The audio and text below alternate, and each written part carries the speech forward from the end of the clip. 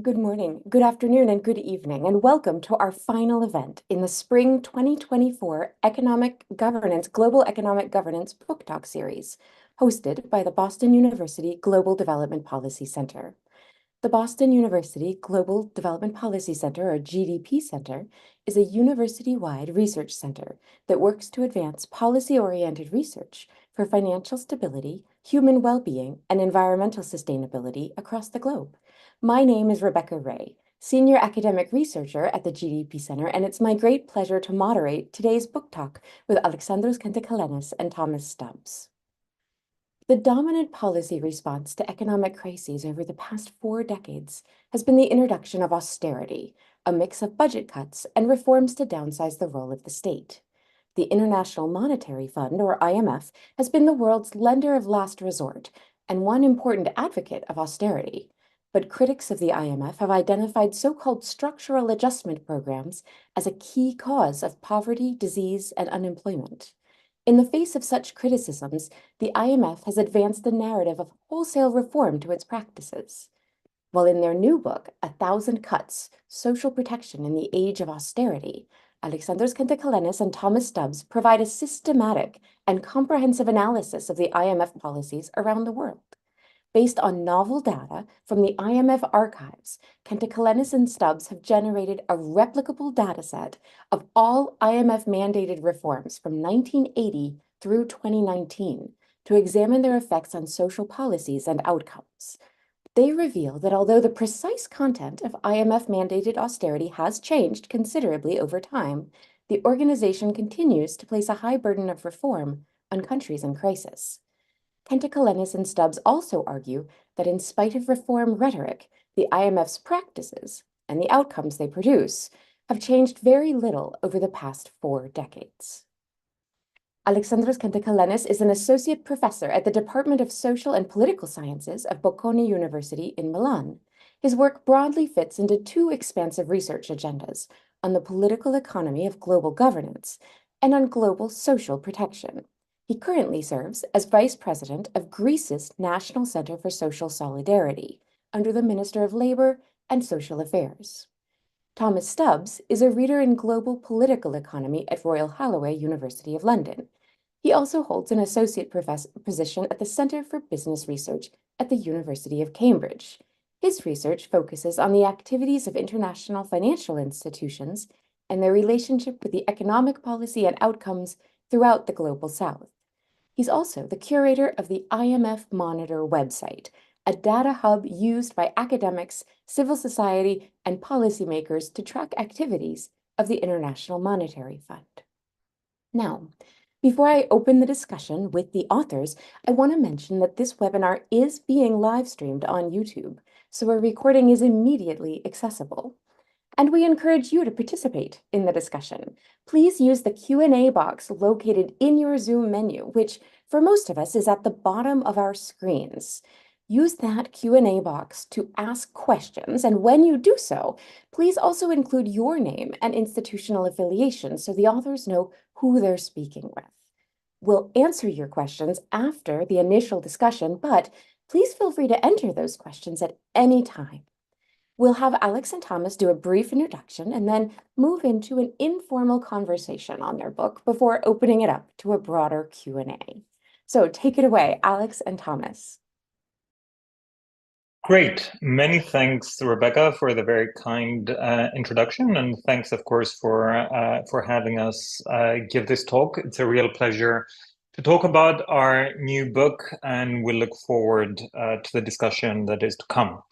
So the book is called 1,000 Cuts, and as you can see, hopefully on your monitors, it has this pretty dramatic cover with slashes.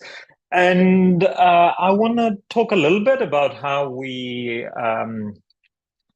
entered this research project in the first place, and then a very brief introduction to some of the findings that we have. So we started doing this work in the immediate aftermath of the global financial crisis, or the North Atlantic financial crisis of 2008-9, where a lot of the debates around austerity became invigorated.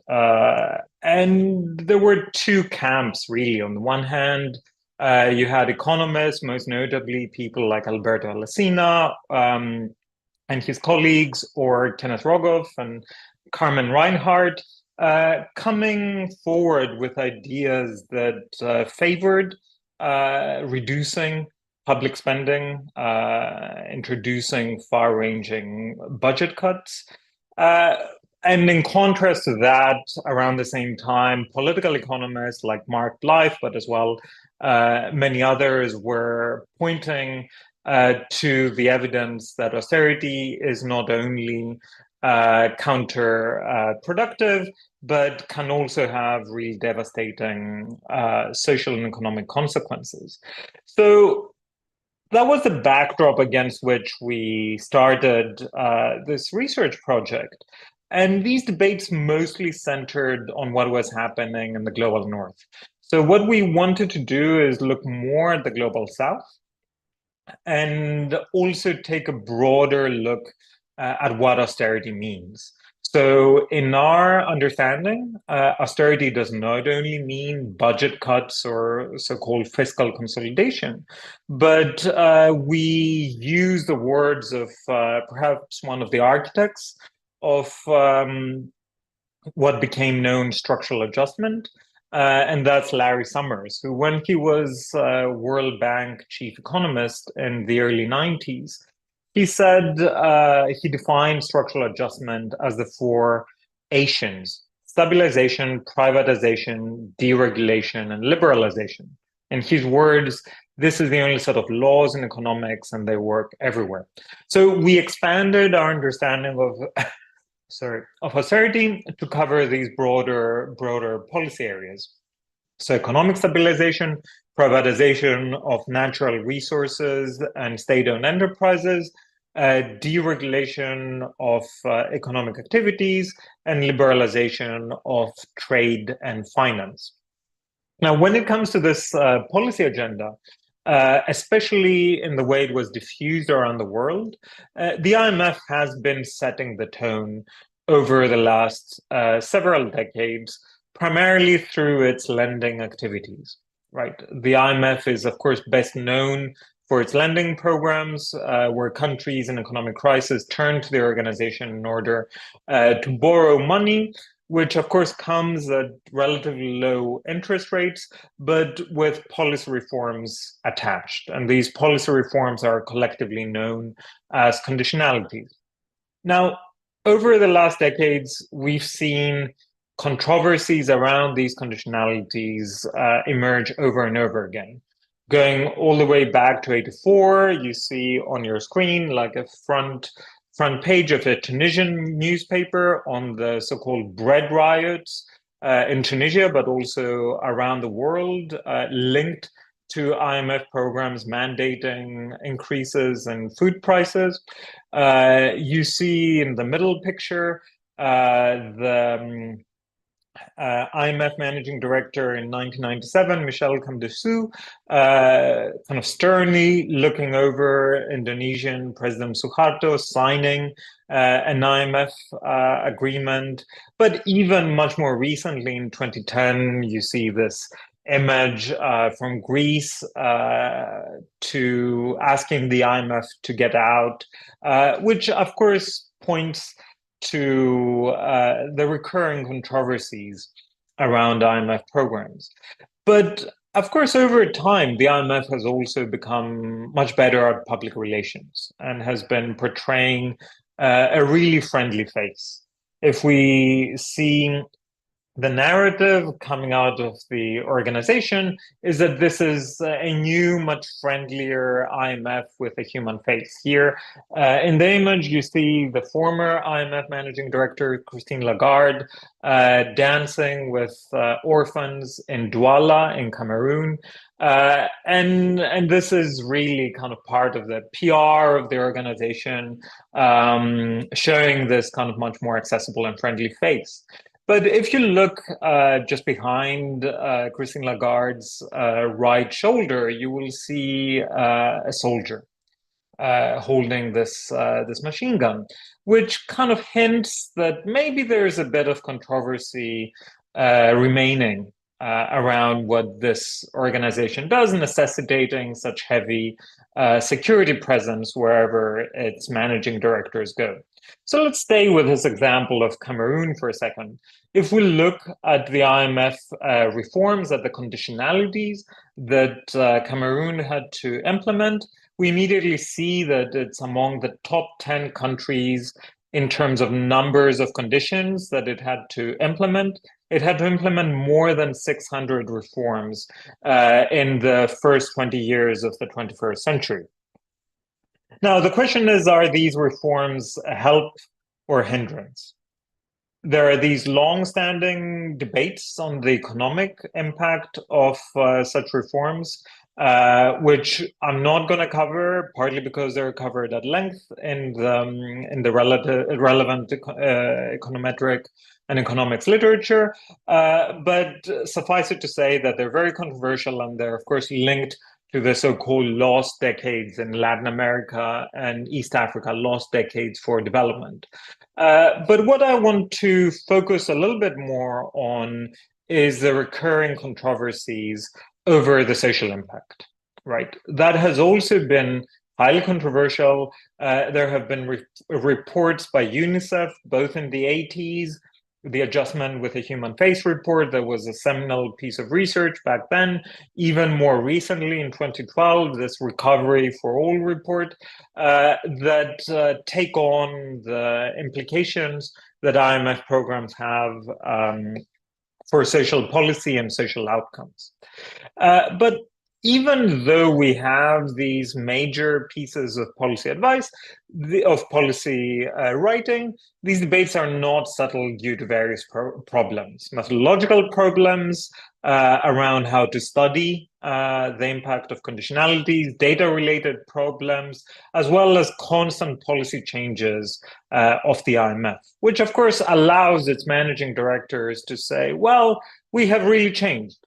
Christine Lagarde, about 10 years ago, said, well, structural adjustment, I have no idea what it is. We don't do that anymore.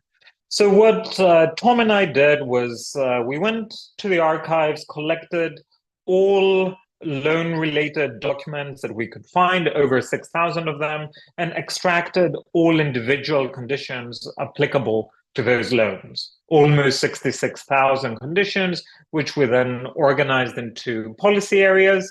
And this is kind of what the world map looks like by plotting the number of conditions that countries have had to implement. So you see kind of hotspots in West Africa, you see Romania, Pakistan, Kyrgyzstan standing out as countries that have had to implement most conditions.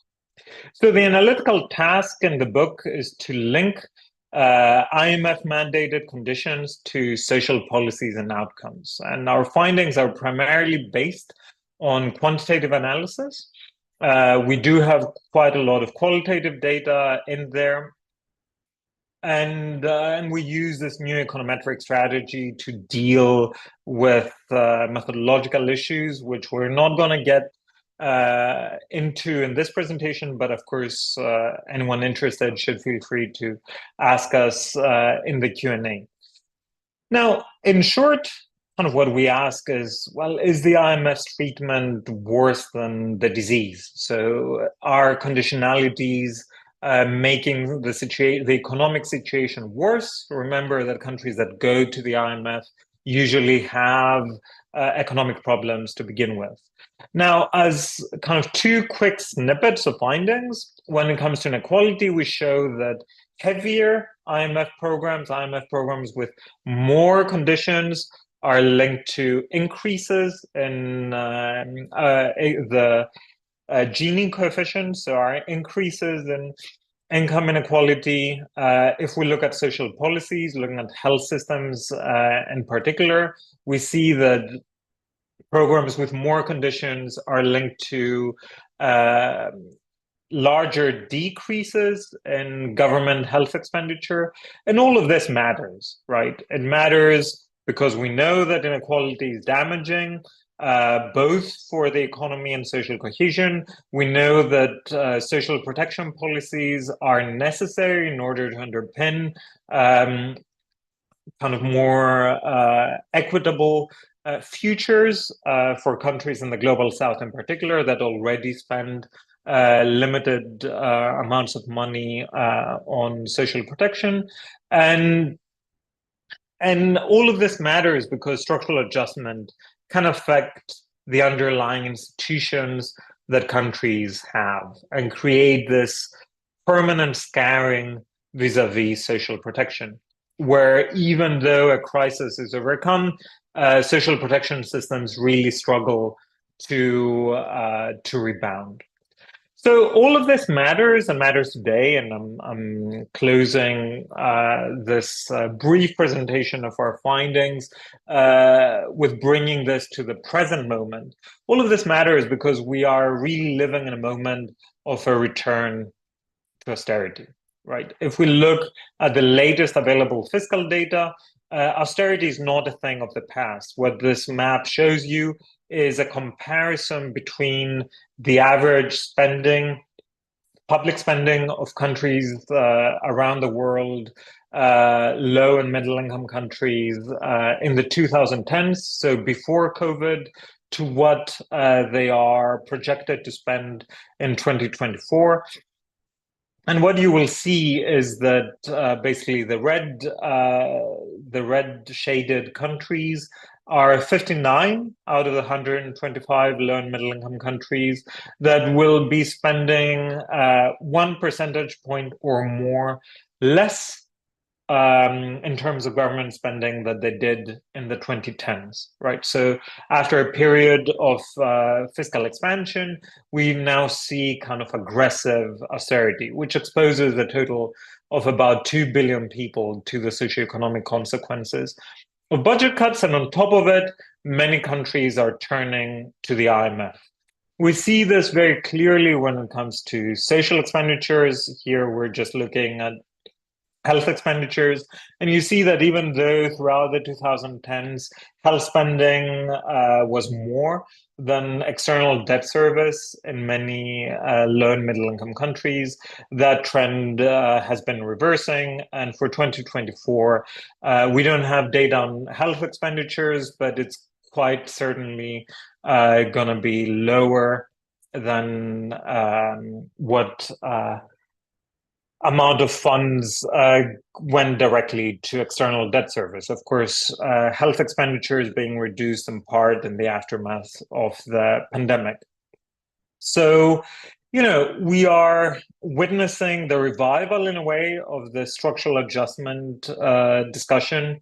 The current IMF managing director, Kristalina Georgieva, herself said that, well, what we at the IMF are doing is trying to create longer term financing to support the necessary structural adjustment.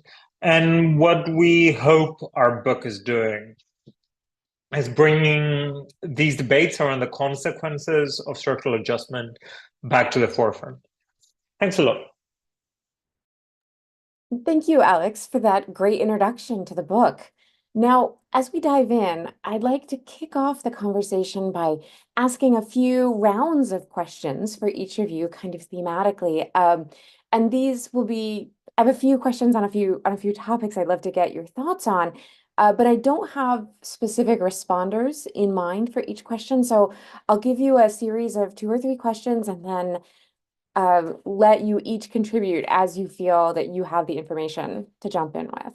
So I'd like to start by really getting into the heart of the matter. One thing I appreciate about your work and this book in particular is going beyond the IMF policies and looking at the social policy processes that happen in the midst of those IMF agreements and the social outcomes that come as a result.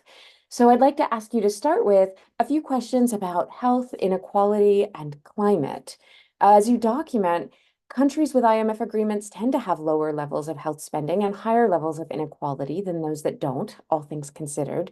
Another important area for spending that you mentioned toward the end of the book is climate. And we know the IMF has recently moved into this space with the creation of the Resilience and Sustainability Facility, or RSF. So, what do you think might be the implications of IMF conditionality for climate? And are we seeing a similar pattern of reduced spending and poorer outcomes? On inequality, one thing that really struck me in your book is how many countries have stopped tracking inequality data. Many countries, particularly those with near constant IMF agreements, have inequality data for 2010, but just do not have it for years as far back as 2017, even. Given the fact that you document how IMF austerity frequently comes through slashing public payrolls, are we seeing a hollowing out of institutional capacity, especially when we think of the age-old policy adage, you can't see or fix what you don't measure? How does IMF austerity and hollowing out, potentially if there's a connection with hollowing out of public institutions, play into the prospects for development improvements? And then finally, on health, what lessons do you think the IMF has learned or ought to have learned in light of the COVID crisis? What does this tell us about the role of the IMF, how it's evolving, and what can we learn from this experience as scholars? I'm not sure which of you would like to start with that, but please take it away. Well, let me start, and then Tom will jump in a moment. Thanks for these really insightful questions. I think the findings that we have in the book around inequality really points to the issue of missed opportunities. So there is a lot of noise coming from the IMF, positive noise on kind of how inequality is bad for the economy, how it hurts growth and social cohesion, and so on and so forth. But what's always a challenge is ensuring that the findings that come out of the IMF's research department are actually translated into practice and are actually reflected into the conditionalities that the IMF attaches towards countries. And that's exactly where we see very limited links. And the IMF does have policies around mainstreaming and equality considerations in its operations. Yet we see very little in terms of evidence that this has actually contributed to changes in its approach towards inequality, especially in relation to designing lending programs that are at least adhering to a do no harm principle vis-a-vis inequality. And when it comes to missed opportunities, we actually see something very similar happening with climate.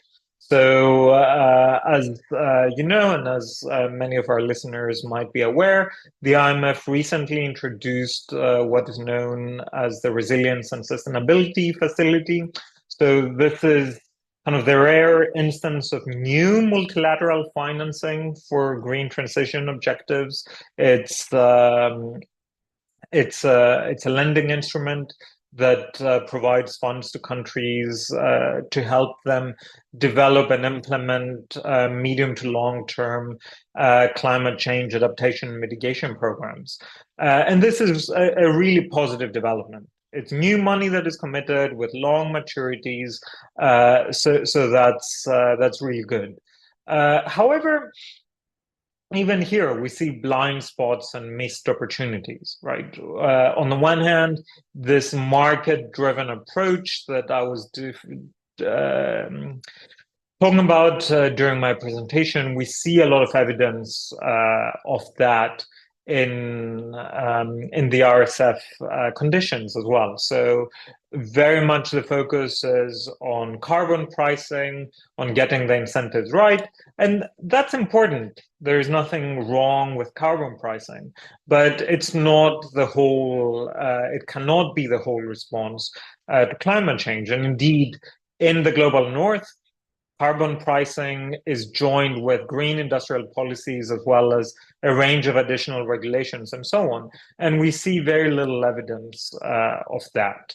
At the same time, we see this very consistent approach to dealing with environmental issues through the lens of subsidy reform, energy subsidy reforms. So the idea from the IMF is that reducing energy subsidies is good for budgetary, for budget balance, but it's also good for the climate. And of course, there is merit to that way of thinking. But in many low and middle income countries, energy subsidies are de facto social policies. And withdrawing them prematurely without having redistributive policies in place can actually place low-income households in quite intense financial stress.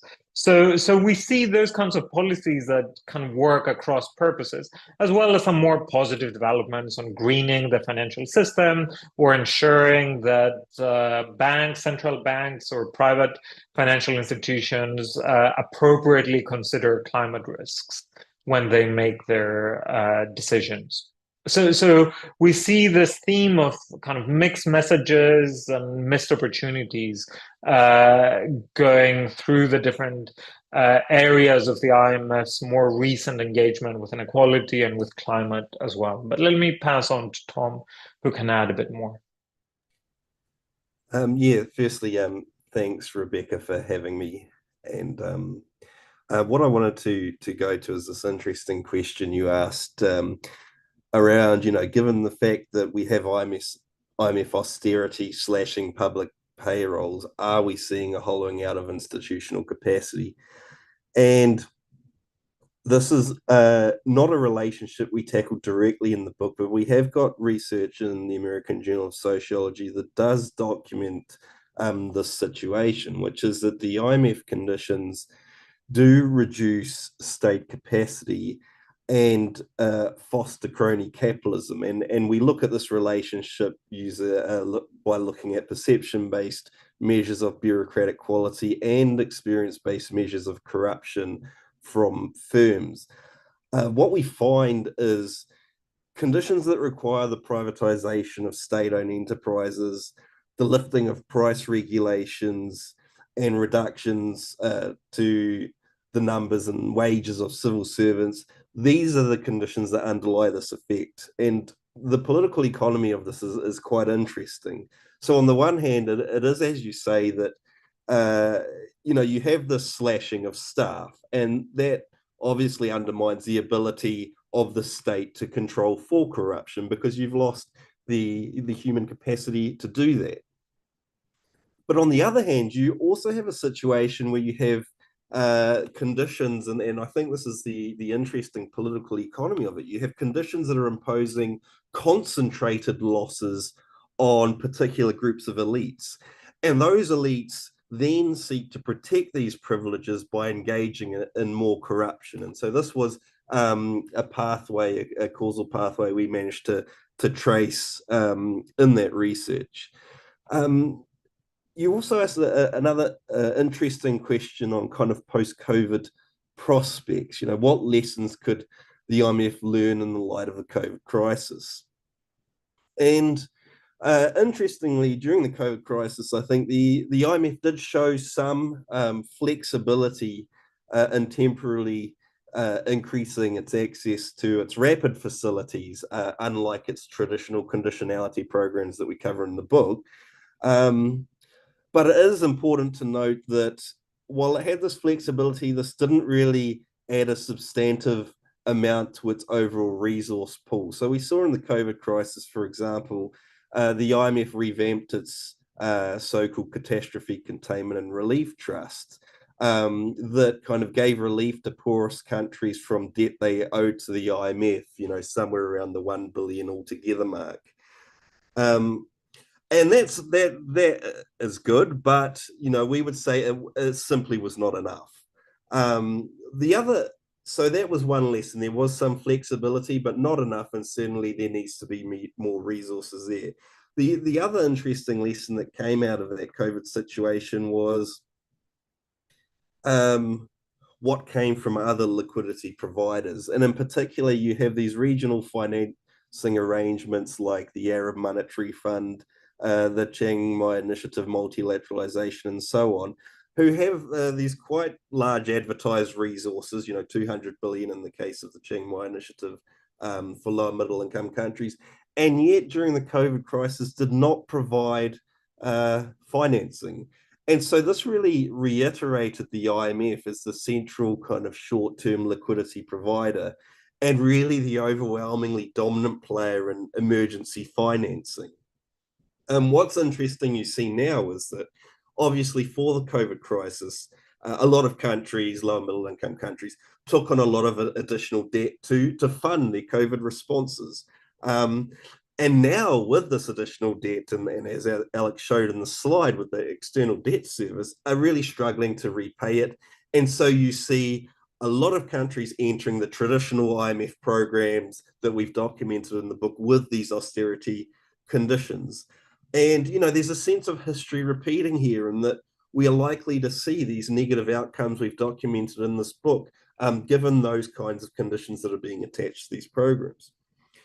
And so I think this, thinking about COVID and the state we're in now with kind of a debt crisis of low and middle income countries, it really brings us to broader debates on how we treat external debt more generally, especially where countries have had to take on that debt due to events that were effectively beyond their control. So, no single country kind of caused the COVID crisis, yet a lot of these countries with very limited resources had to find a way to finance a response. And so I think it really speaks to a need for mechanisms for a more just economic global governance system.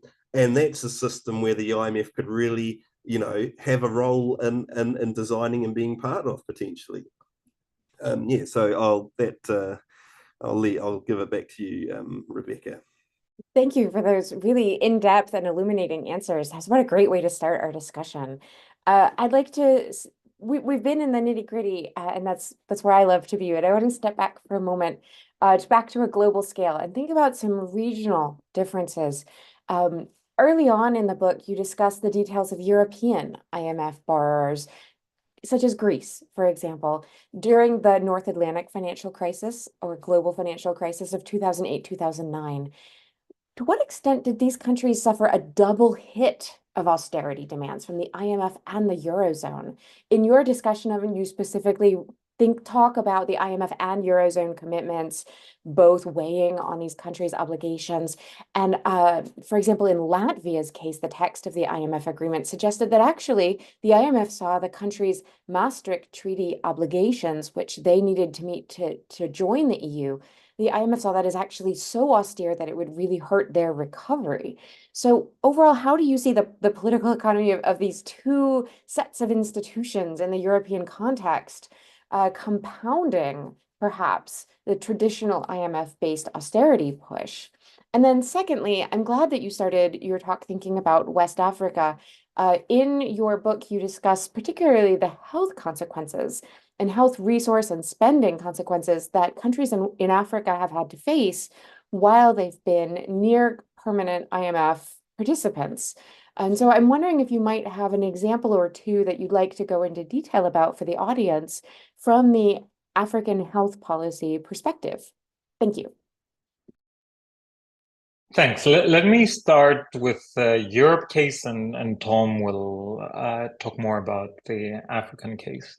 Now, this is a great question. The IMF's involvement in Europe is both a very interesting and a very controversial topic, especially in the aftermath of the, as you said, crisis of 2008-9. There was no strict need for the IMF's involvement in Europe.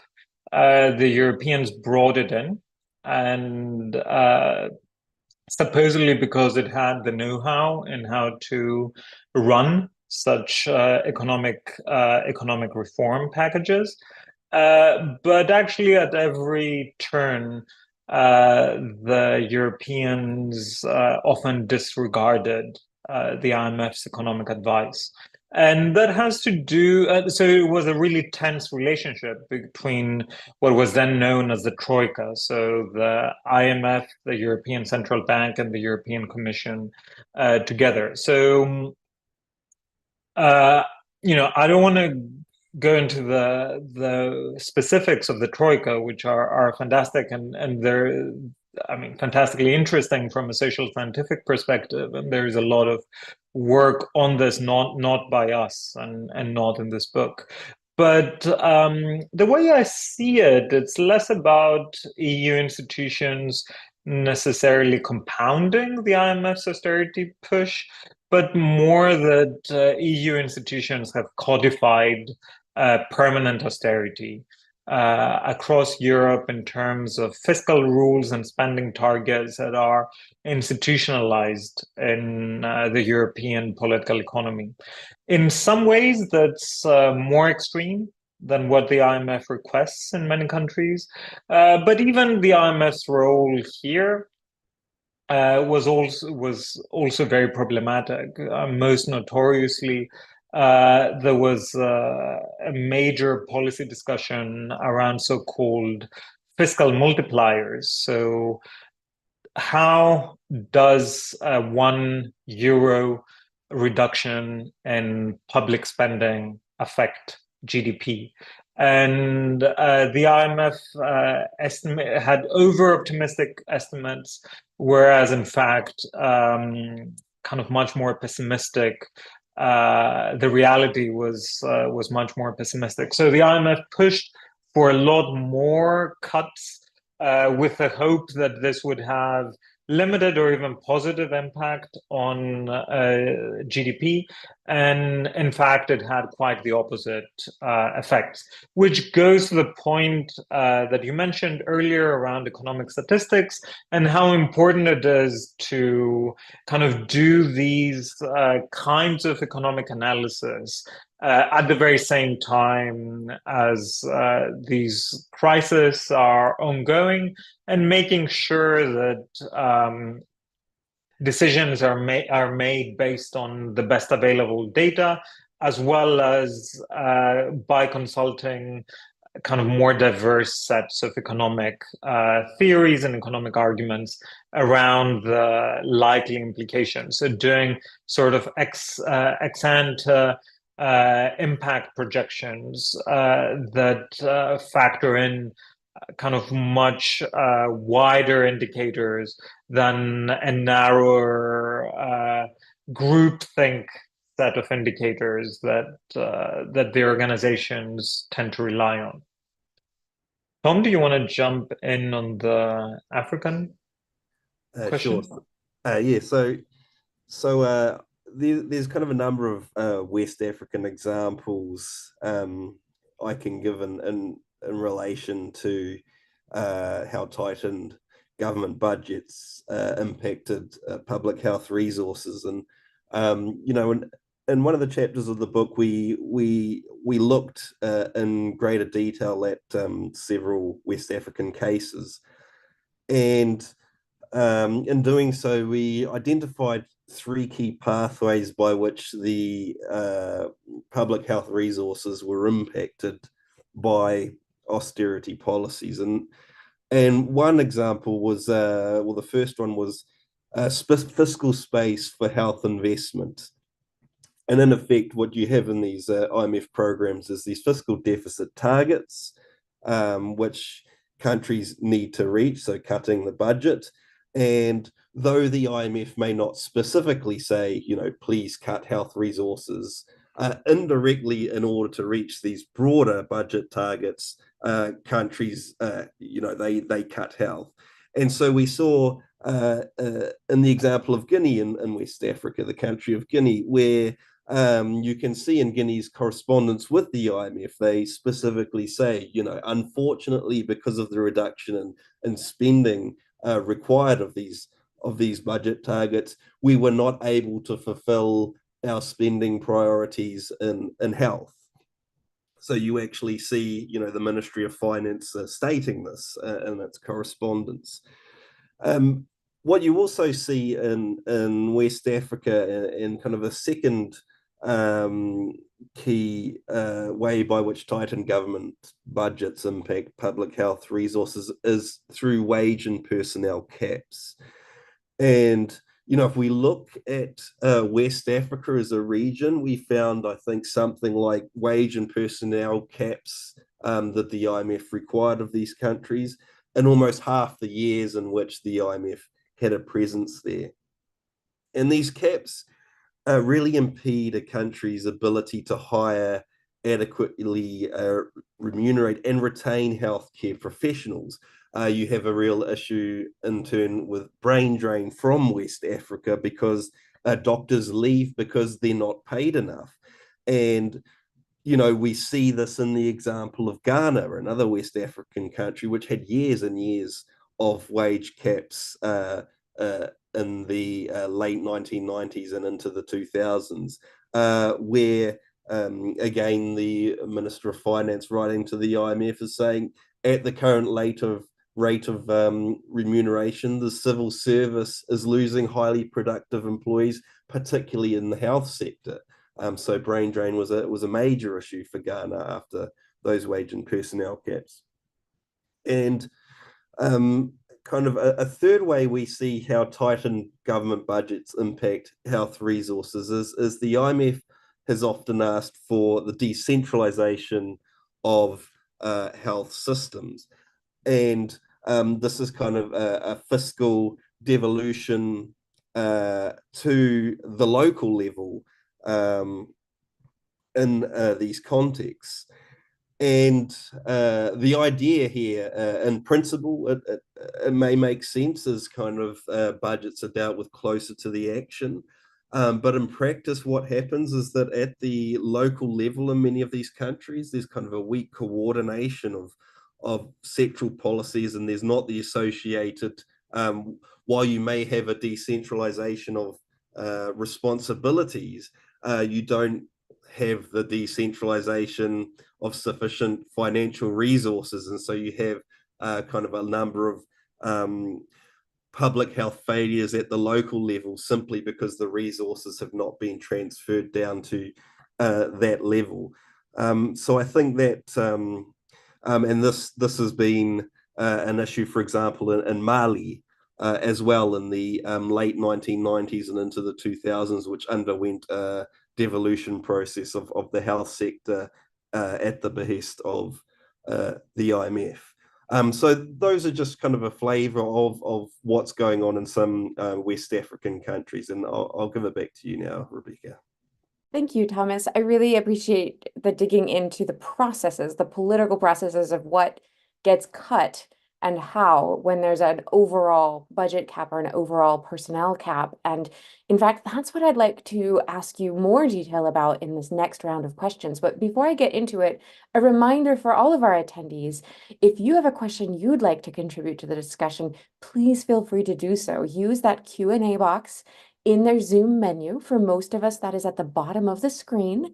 Contribute your question, and when you do so, please include your name and institutional affiliation so we know who we're talking with. Thank you.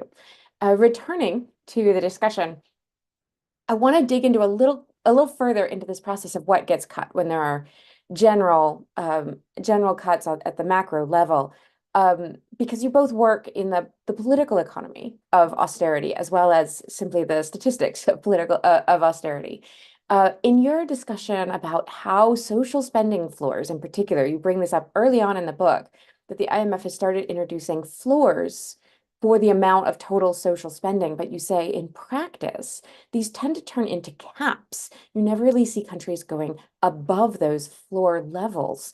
And this really gets us into the mess of how policy gets made on the ground in practice. Do you think part of the problem here, and this extends to the health discussion that you were just touching on, Thomas, as well as this issue of social spending in general, do you think part of the problem here is that the people signing these agreements and designing these agreements on the national level are the finance ministries, who then tend to dictate the budgets to social ministries such as health, education, etc.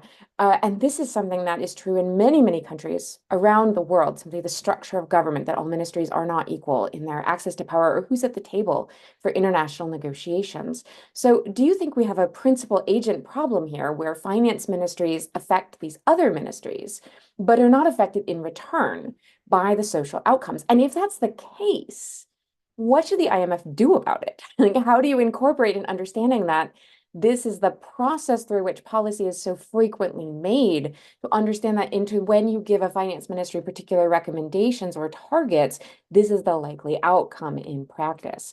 And secondly, in a corollary of how fiscal adjustment actually happens in practice, another thing you discuss in your book about fiscal adjustment is how well-targeted tax increases on wealthy individuals or on corporations can have less of a negative economic impact than across the board budget cuts, or budget cuts that end up being targeted on health, education, and other social sectors, even if they're not specifically targeted that way. But what do you think the resistance has been then to simply using targeted tax increases rather than budget cuts to meet austerity goals when fiscal consolidation is required? Is this a matter of technical capacity, that targeted tax increases are actually, they take some doing to organize and implement well? But at the same time, you talk about the IMF increasing its technical capacity role with government. So is this something the IMF can simply help finance ministries get over the obstacle in order to have more effective fiscal consolidation through tax increases on the wealthy and corporations rather than budget cuts? Or is this just more a matter of which communities are well represented and not well represented in the finance ministries? And if it's the latter, again, what should the IMF do about it? If we know that budget cuts fiscal austerity will tend to go to budget cuts because it's easier from a technical capacity, that sounds like something we can fix. But if it's easier based on who's represented at the table, that requires more of a strategic approach. So I'd love your thought on the process by which policy actually becomes outcomes, and how the IMF should react to what we now have 4 decades of evidence that you've put together. But what happens when there are general austerity targets? Thank you. Thanks. Maybe let me start with the social spending question, and Tom can take the tax question. Rebecca, I think you're very right to say that who is in the room in the negotiations that countries have with the IMF matters, right? And but at the same time, there are some things that shouldn't surprise us. For many years, kind of the acronym IMF has been conflated with it's mostly fiscal, right? So we shouldn't be surprised that the Ministry of Finance is the central interlocutor of the IMF, and indeed, that is really important and unlikely to change.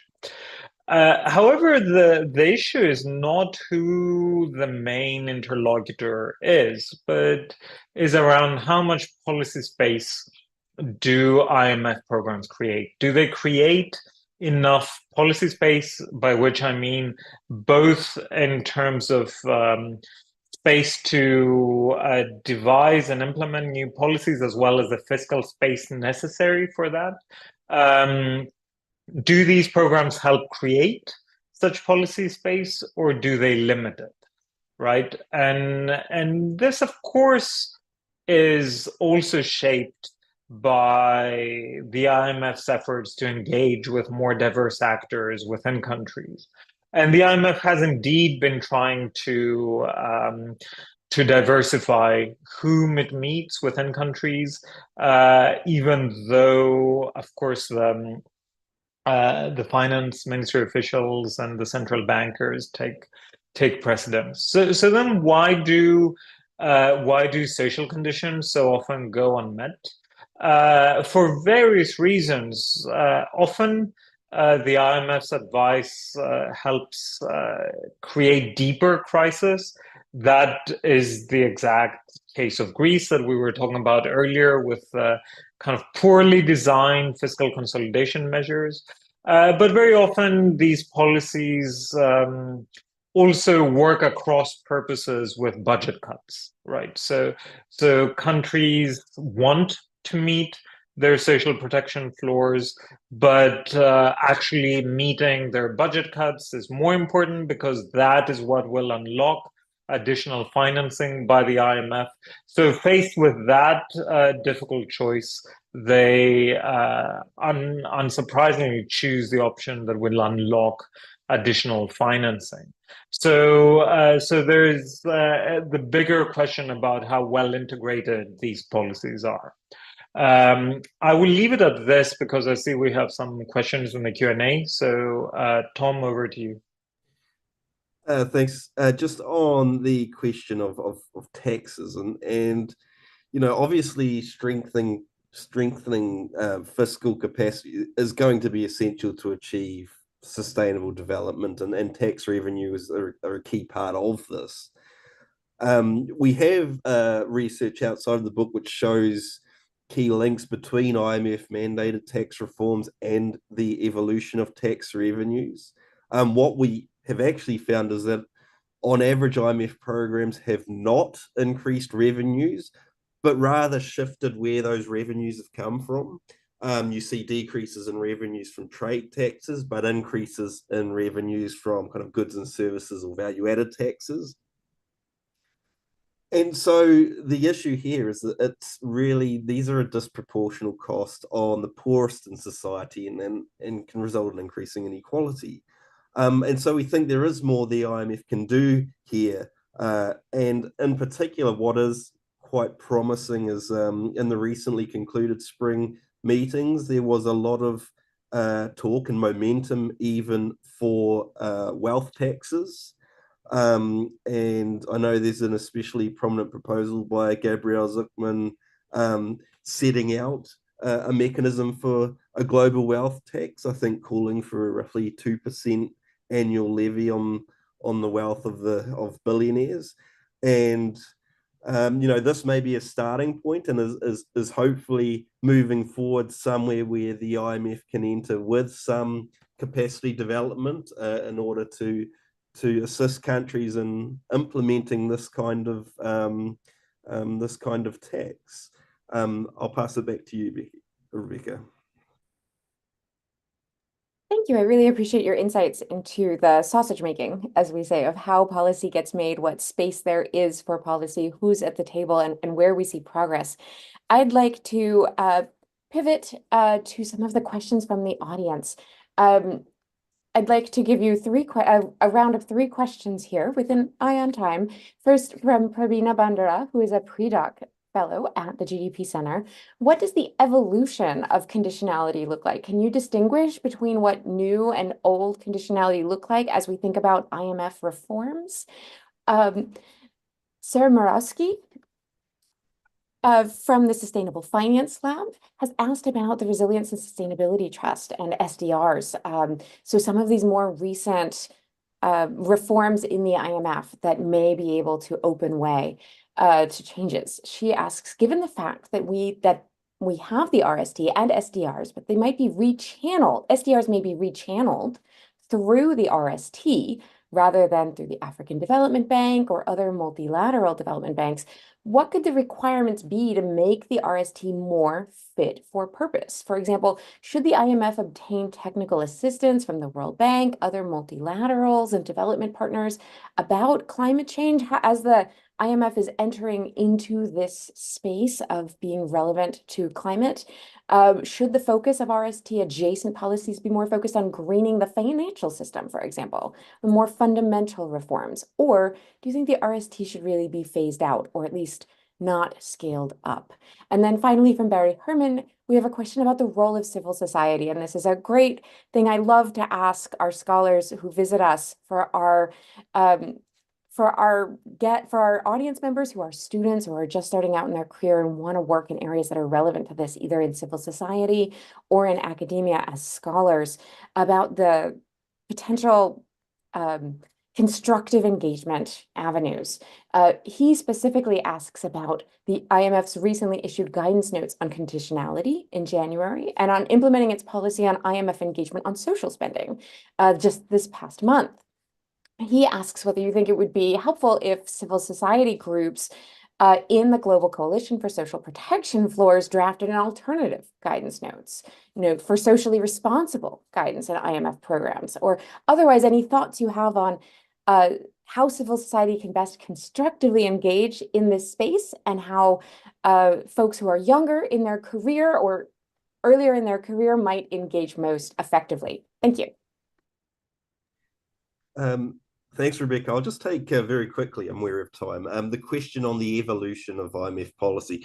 And, this is what we trace in the book. And you see that prior to the 1980s, the IMF's policy conditions are in a quite predictable areas, on external debt issues, financial sector, fiscal issues, and these are blanket, quite broad targets with a number attached. Spend this much or less, don't take on new debt, and these were the only conditions really up to the 1980s, and from the mid 1980s, you then see the rise of these kind of non-core conditions, such as around state-owned enterprise privatization and the liberalization of pricing, and labor issues as well. And then moving on to the 1990s, you then get into institutional reforms. This is things like anti-corruption measures and ensuring you have the institutional framework for private sector development. And finally, then you get into the late 90s and into the 2000s, and that's when we see the first, the rapid rise, I would say, of poverty reduction policies, which are now take the form, as we've discussed before, of social spending floors, and that is the primary form by which these kinds of policies take. And in most programs now in lower middle income countries, you do see these poverty reduction policies in the form of social spending floors. But of course, as we've said, they do tend to take a secondary precedence to the hardline fiscal deficit target. So we've seen this change over time. We've also seen a change from, in the early 1980s and before, from kind of broad quantitative targets to from the 1990s, late 1980s into the 1990s and onwards, into much more detailed micromanaging reforms that, initially it was that countries could kind of choose how they hit those fiscal targets, whereas much more recently there are a set of kind of microeconomic reforms by which the IMF sets as conditions by which these countries should enact to reach those broader targets. So in a sense, a shrinking of policy space for these countries. I'll pass on to Alex for the other questions there. I'm so sorry to put you in a corner here, but if you have any final thoughts, maybe 1 minute or 2 minutes of constructive engagement on RST, on social floors, as we close this out. Yeah, thanks. I'll take Sarah's question, which is really interesting and of course really important. My own take on this is that the RST is very important. It should be strengthened. Is the only new multilateral money that is being directed towards climate, because most of the other money that is being directed to climate financing, like the just energy transition partnerships and so on, is often done on a bilateral or on a consortium basis. So the RST is really important. It can be strengthened. You raise the issue around rechanneling SDRs. That was the initial idea behind the RST. The problem is that many countries, including and especially many European countries, have not done so because of legal issues around where the money can come from and whether it can. So the additional SDR allocation that these European countries got 2 or 3 years ago can actually be rechanneled to the RST, and the answer has for the most part been no. So not for lack of interest, but due to legal considerations around how those SDRs are classified. So that's kind of an interesting area altogether. But can it be made more fit for purpose? Yes, it can. Should it be linked to the World Bank? It already draws quite a lot on the World Bank's work. So the World Bank's CCDRs, I think it's Climate Change and Development Reports, if I'm not mistaken. So they draw quite a lot on that. Should it be even more linked to the bank? I don't think so. But what's most important for the RSF is to delink it from broader conditionality carrying IMF agreements. So at the moment, for a country to be eligible for an RSF program, they need to have a parallel IMF agreement, like a normal conditionality carrying loan, or even a precautionary program, and so on. Which means that on the one hand, the country might have to implement austerity measures. On the other hand, it might, be called on to give money to climate change adaptation or mitigation projects. And of course, there's an inherent tension there. Tom and I have done quite a lot of policy work on this. If you email us, we'll be happy to share these reports. And we're now writing a short book on this precise topic. So please do get in touch if we didn't answer your question fully. On Barry's question, absolutely. The Global Coalition on Social Protection Floors is really important. And is really important because it helps us push the IMF towards revamping how it approaches social protection floors, and especially making sure that the IMF definitions of these things are in line with the best practices that the international community has developed, which is social protection based on principles of universalism as they are codified in the Sustainable Development Goals, as well as many other international proclamations, and not kind of based on this very minimal targeted social assistance approach that we see time and time again in the IMF's programs. Well, I'll leave it at that. What a great way to close out our discussion with an offer for more discussion over email. Thank you so much, Alex, for that offer. And a sincere thank you to both of you, Alex and Thomas, for sharing your thoughts with us today, and for everyone who joined in the discussion. As a reminder, this talk has been recorded and will be available on YouTube, and we will share that link in the chat. This has been the final installation of Spring 2024's Global Economic Governance Book Talk series, but we have an exciting lineup for the fall, and we'll be able to share more details on that with you soon. So to receive updates for these events and other publications, you can subscribe to receive updates from our Global Economic Governance Initiative, and that link will also be in the chat. Thank you all, and we look forward to seeing you next time.